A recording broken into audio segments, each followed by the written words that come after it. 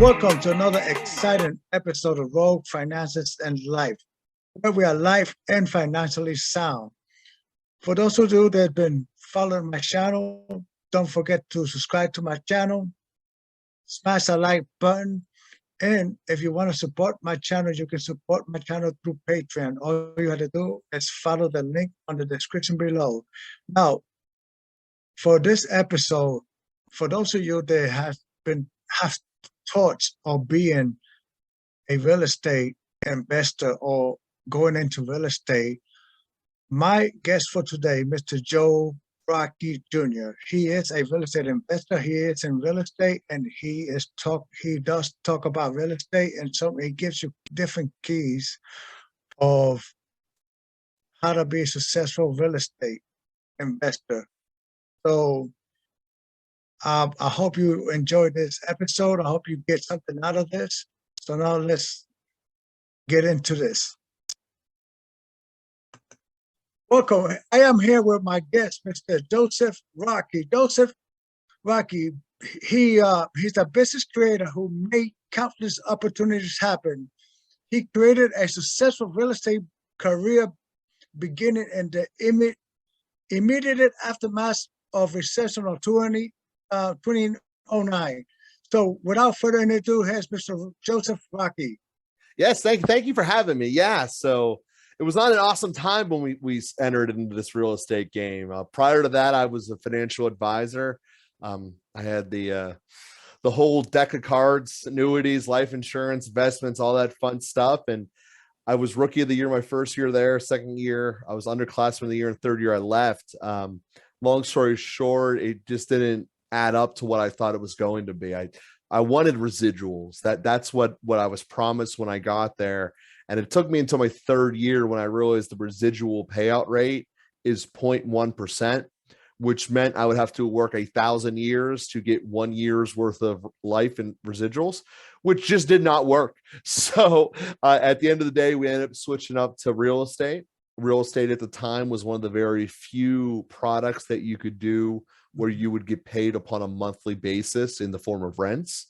So we began the first flips to have money to buy the rentals.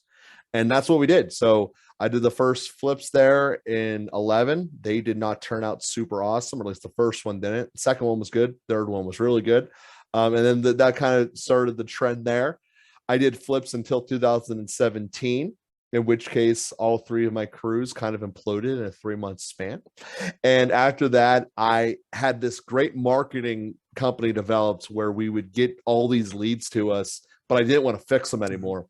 So I would then sell the leads once they were under contract and actually like houses to other guys who did want to flip them. And we've really been doing that in the rentals ever since then in 2017. Also in 2017 is when I launched my podcast, Father and Joe.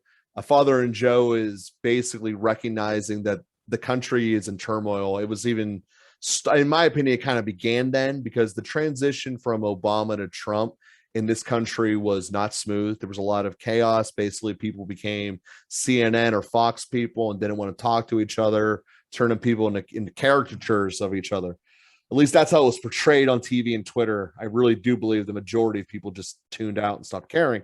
But nonetheless, we were looking at that fact that a country divided against itself always produces bad results. And if we can do something to help us as individuals that makes ourselves more open to relationships and better relationships, it'll be better for everyone around us. And in turn, be the long run way you can grassroots to heal the society. So that's where Father and Joe was born with that in 2017. And we've been spitting out an episode every Tuesday since. So that's a very long way to get to my introduction, but here I am, and I'm glad to be a part of your show here today. Well, thank you for being available. So now, so you're in real estate investments, or actually real estate? Mm-hmm. Yeah. So how did you start out your business? So like I said, the first one was we did a flip. I found a property that I wanted that was undervalued. I figured, hey, we can do a couple things here, make the first floor renovated. Essentially, it hadn't been touched since the 80s. So we updated that there. But the thing that really threw me off was, aside from the fact that then I had no idea how to do anything when it came to actually doing the work, I just figured I'd hire people. They would do what they promised to do. I would keep my end by paying them, and everything would work out. And coming from a professional world of being the financial advisor and selling my products to other professionals, attorneys, what have you, I just kind of assumed that's how the world worked when I was 25 and just thought that was life.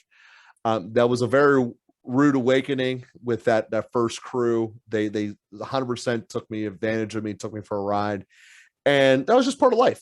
So I learned from that. Thankfully, I'd already bought the second house we were going to flip before the first one was completed, put a very different crew in there, and it worked out very well. And like I said, that second success more than made up for the first one's failures. That's great. That's great. So now, you mentioned the government not too long ago. So now, how does the government and the courts impact the real estate business? Oh, they're destroying it. Long story short. So I'm here in Pennsylvania, which is the fifth worst state when it comes to landlord versus tenant relations. So said another way, that tenants who can play the system correctly can live for free up to 9 months in Pennsylvania, and some that have very good lawyers can figure out how to make it indefinite. It's a very lenient state in that regard, and it really doesn't have to be. I'm very envious of Texas in that regards. So the problem being is, if the courts just arbitrarily say you're not allowed to evict anyone, and then they keep that rule in effect for 2 years, how do you think it's going to work out? Inevitably, people are not going to pay. That's a shocker. And it's estimated in Pennsylvania, 40% of the tenants just stopped paying that very first day they found out they didn't have to. So if you have 5 units and 40% stop paying, you were only paid on 3 units for the last 2 years. As a result, you don't have the capital, and maybe even not the desire, to fix those 2 broken properties up, because no one has ever evicted a tenant and gotten a livable house back. It always requires some form of work. Depending upon how bad the tenant is whether it's better to tear the entire thing down or restart or just patch it, but it always needs something. So you're sitting here with the courts effectively saying you're not allowed to be running your business anymore. Actually, the government said that. That's what Wolf said. The court's backing him, and now I have to eat this cost. Do I really even want to own this house anymore? And that's where you're beginning to see it, and you're really going to see it take off as we hit the winter and beyond. The areas that are low areas, that are the rental areas of your individual city, the real estate values of there are going to fall through the floor, because the landlords are just going to need to get rid of them because they're not going to want them anymore. And that mental desire, people just discount like it's nothing. I only buy a new house because I want to do it. At this point, it's not about the money. It's about, do I want to go through this again? And most landlords are in that general state where life was good. I had a 9 to 5. I saved up. This is my mom's house or whatever. Do I really want to do this anymore? So these houses are going to become vacant. No one's going to want them, and they're not livable. So eventually the prices keep falling and falling and falling until, all right, well, now I'll deal with it because it's so cheap. And that's basic economics. That's not reinventing the wheel or anything. And that's what's going to hit the real estate market in terms of the rental properties across this country. And it'll be much more severe in places that were shut down longer. Gotcha. That sounds, so what is the importance? What is the importance of failure, even though it is better not to fail? Well, it's like I said, it's obviously better not to fail, but I mean, that's really how you learn. I mean, that's how you can learn, by reading books and all that, and get all the book knowledge you want in your head. But until it becomes time into applying it, you'll never truly get it. And Gotcha. That's how I look at failure. Failure is, you thought you had it, but it taught you weren't. It also is a great teacher of humility, which this country is sorely lacking from every angle. Yeah, that is so true. Now, you mentioned you learn by reading. So any books that you are reading right now that you might want to recommend? Well, I think there's 2 books for me that gave me a really good edge with this that really have helped a lot. The first is extreme ownership, which is it's Yako. He was a former Marine, and he was in Afghanistan. He tells all these stories about how basically you need to be in ownership of yourself. In his case, he could have died if he didn't, and how to apply that to the business world. Kind of a modern take of the art of war, if you will. And the other book that I liked for business is it's called the 4-Hour Work Week. And it basically teaches you how to systematize everything and how not to take on things that aren't essential and how to really truly prioritize at a gut level so you're not wasting time doing things that are not profitable. Yeah, definitely. That totally makes sense. So what really got you into it, like real estate business? What kind of interests you? Well, what primarily interested me was the residual income. And like I said, Okay. back then in 2011, there were only a couple of products you could charge people on a monthly basis. You can charge a mortgage - rent on a monthly basis and utilities. Other than that, there weren't really anything other options. So I wasn't creating a phone company or anything. It's not like today where you can make a web product and give a monthly license for it. Had this been now when I was starting my business, I wonder if I would be more inclined to do that than real estate. But at this point, I'm committed. I've been doing it for over a decade. Gotcha. I Got it understand that. situated. But what got me into it was that monthly check. I wanted to be able to be paid when I was older for work that I did when I was younger. Oh, that makes sense. Now, how do you do anything with Airbnbs, or you don't even touch those? No. Pittsburgh doesn't have enough of a tourism drive to do that. Is the starting point, and it's not something that I really want to dive into because the amount of upkeep and liability on an Airbnb is drastically more than what I'm doing with my tenants.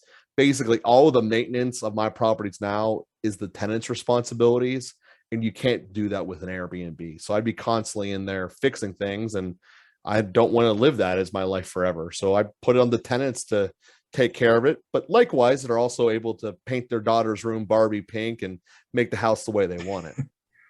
Yeah, that makes sense. So now, what makes a property situation worth buying? Well, it to me, what makes worth it is the people that I'm involved with. Who is the actual seller? What is their story? Obviously, the numbers are requirement essential. If you owe more than it's worth, we just don't have anything. But if it's a person I want to give money to, which is really kind of the starting point, that to me is more important than the actual property itself. Yeah, that makes sense. So now you did touch a little bit on your podcast, your Jesus God podcast. Can you kind of talk about a little bit more about it? And Sure. Yeah. So Father and Joe, like I said, it was born in 2017 after that turmoil transfer of Trump and Obama. And what we try to do is I'm a co-host, so he's a Catholic priest, so that's why it's called Father. That's his title. Okay. And we just have discussions about things that are going on in my life, things that I'm seeing, things that some things that the viewers give us to discuss. So a couple of episodes kind of give perspective on it. Is this guy over in Russia decided to just start killing people by invading a country. And at the end of the day, it's a religion of life and it's a religion of positive relationships. Mm-hmm. I know if Russia didn't invade in there, there'd be a lot more Ukrainians alive than there were since he did arrive. He killed a lot of people. But if you really kind of follow that logic through, at the end of the day, I'm asking for someone to assassinate Putin, which is a contrary to life. So from a spiritual and logical standpoint, how would the church teach us to address this situation? Because these types of things happen throughout the church's history. It's been around for 2,000 years. It's not the first time we've had a dictator go crazy. So that's the conversation that has brought up a lot. We also address that when people start hearing about Jesus or God being discussed, a lot of people get this inner pain inside of them that they don't ever want to discuss, some fault from their past that they just want to keep buried. And their thought is by talking about Jesus or God, that all it's going to do is pushing on that bruise and making things worse. And really, we do the exact opposite. We recognize that all of us have these things we wish we didn't have that we did in our past. And how do we look at that from a loving way to heal ourselves, to have a better relationship with ourselves, and also an extension to have better relationships with those around us? Because it's really those relationships that define who we are and define what direction we're going to go. I went through all that business success I talked about in the first half of the show here, and all of those stems from having a relationship with someone or developing a relationship with someone. The failures were I was bad at managing a crew. The successes are I found the right partners to grow with throughout the years. So all of life really comes out of relationship. Yeah, Just definitely. are you able to put God into it or not? And that's each individual's choice. Yeah, definitely. Like for our business, when I'm sitting down with a potential client, I'm not thinking so much about how much commission I'm gonna get out of it. It's more about how can I help this person, and also building a long-lasting relationship with this person, that person can see me as a trustworthy person, and not just somebody that I'm trying to just sell them a product and then just disappear. Mm-hmm. And in the financial world, I mean, obviously that's a fact of life that a lot of people have experienced, that someone sells something to them and Mhm. they disappeared. But you're exactly right. It's the relationships that we build up that really give us our true joy. Also having the appropriate expectations of what those relationships should be. Like at some point, everyone is entitled to retire or change career paths, and not to hold that against them. Um, but to stick with the father and Joe element, we really do try to look at something we can do in each week to carry us forward, to make us better at this, that maybe we can think about this as a regular conversation, or sometimes it's a little bit not on the surface easy. So I look at temperance as one of the key virtues that America's missing. Temperance basically is the church word for controlling yourself, for delaying gratification, and being humble. So most people would not think that over the next 14 days, if I only ate 12 times, that would make me a better son or a better husband. But the reality is it does, because in learning to being more temperate and more self-controlling, you then are able to easier relate. You're able to control what your real pains are and able to explore it. It's kind of giving your body a physical and spiritual stress test that you will come out better from if you do it. Most people I know listening to this are afraid to go 14 days and only eat 12 times. I personally do it every Lent, and I don't eat on the Fridays because it's how I make it happen. So in learning, it really makes you relate to people better. It realizes that there's things that I used to get upset about that aren't worth getting upset about. And Exactly. sometimes just having a little bit of a longer fuse before you explode is enough time for the situation to take care of itself. And that's some of the things you learn just by trying to practice fasting, essentially. Exactly. Yeah, that is so true. Now, I don't know about you, but I have experience through my Christian walk that a lot of Christians have this belief that we shouldn't be wealthy. Have you experienced that?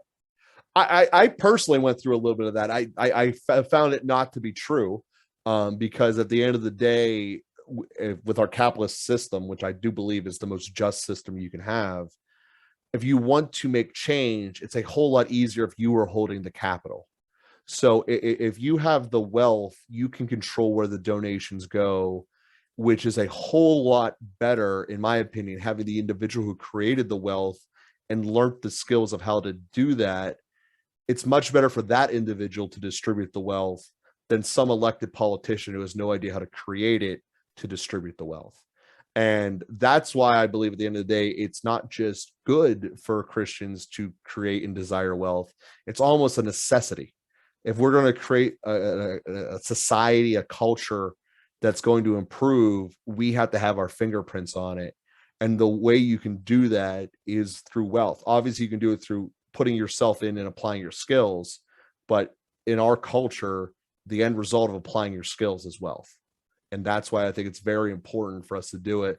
And it's also, in a sense, requires you to exercise that virtue of prudence, become more knowledgeable and applicable with your skills and your craft. Yeah, definitely.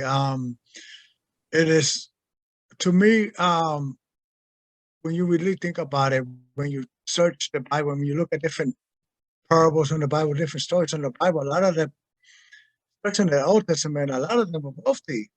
Mm-hmm. If you really think about it in comparison to today's standards, Abraham will be considered wealthy, Mm-hmm. Job. So almost all the Old Testament, actually. Yeah, exactly. Yeah.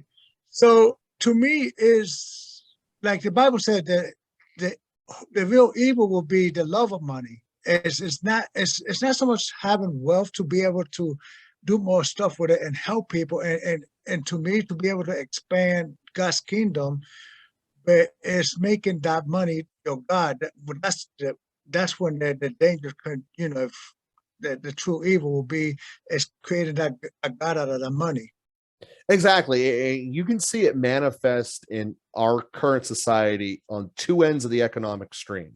And the way I take away from the message you're trying to tell me there, what I take away from the Bible part of it is that you have to have a purpose. And if the purpose is just to have more money and you're just being essentially handed a big pile of money, you won't have joy. But going out and the pursuit of it, in the pursuit of learning your skills to become better, that does get joy, and there's no reason you shouldn't be richly compensated. But in our society, the two biggest groups that have the self-reported least happiness dash anger, negativity, whatever word you want to use for there, are those that are paid not to work when they are of working capability, mentally and physically. They want to be paid not to work, and those that are of third or lower generational wealth, meaning that my grandfather made a whole lot of money, he gave it to me, and now I don't have anything to do with it. Those two groups, more than any other group in this country, have the lowest self-reported happiness scores, which to me is proof that the Bible knows what it's talking about. If you don't have a goal of what you're trying to work for, you will have no joy. And both of those groups don't work. And to me, that's the end goal. Yes, sir. So now, any final thoughts that you have for our listeners out there?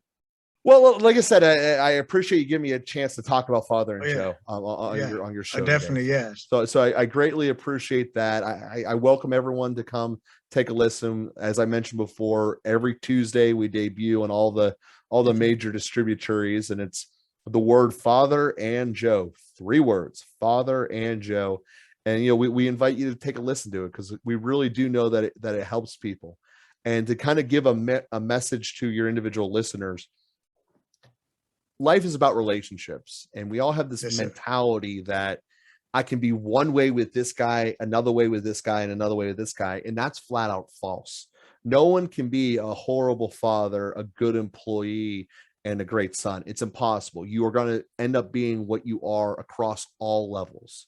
So with that being said, one thing I invite everyone to do is, before you fall asleep tonight, think of someone in your head that you wish you had a better relationship with, no matter who it is, when it fell apart or whatever, and actually call that person. Just reach out to them. Don't Twitter, don't text, but actually call that person, because what you will find is it will make some element of your life better that you did not know was connected, but it is.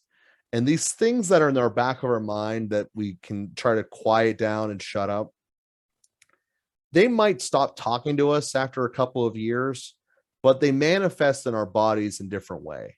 Like, oh, now I have this random pain in my lower body and my knee that I don't know why it's coming from or where it's there. Mm-hmm. And more science is developing that a lot of that is psychological and as a result, relationship based, and stuff that we can take care of just with a simple phone call. It sometimes it requires you to be the bigger person to start the chat, even if it wasn't your fault that the relationship dissolved. Just try it and make it better. And it can be a relationship that's on good terms, and you just wish was on great terms, or something that was a dumpster fire and you just want to try to make it a little bit less intense. Definitely, that really works. Thank you for that advice. Well, thank you for your time. I really appreciate it. I know this is going to help somebody out there, because I always believe that there's somebody out there that always need a word of encouragement. Mhm. So really, like I said again, thank you for your time. Thank you for being available. Yes, great show. Well, thank you for having me. I was glad to be a part of it. Thank you. Okay, well, this is all the time we have for today. I hope you enjoyed this episode. I hope those of you that have been thinking about becoming and going into the real estate business, that you have learned something about real estate.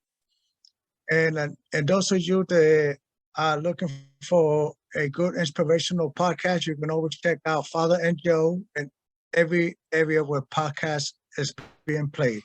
So till next time, continue to be blessed, and we see you next time. Well, this is all the time we have for today. I hope you really enjoyed this episode. I really hope you enjoy what you heard and you got some good information. For those of you that have been thinking about going into the real estate business, I hope that Joe gave you some really good real estate tips. And for those of you that are looking for a good, inspirational, and encouraging podcast, you can always check out Father Joe whenever podcast is being played on. So until next time, continue to be blessed, and see you later.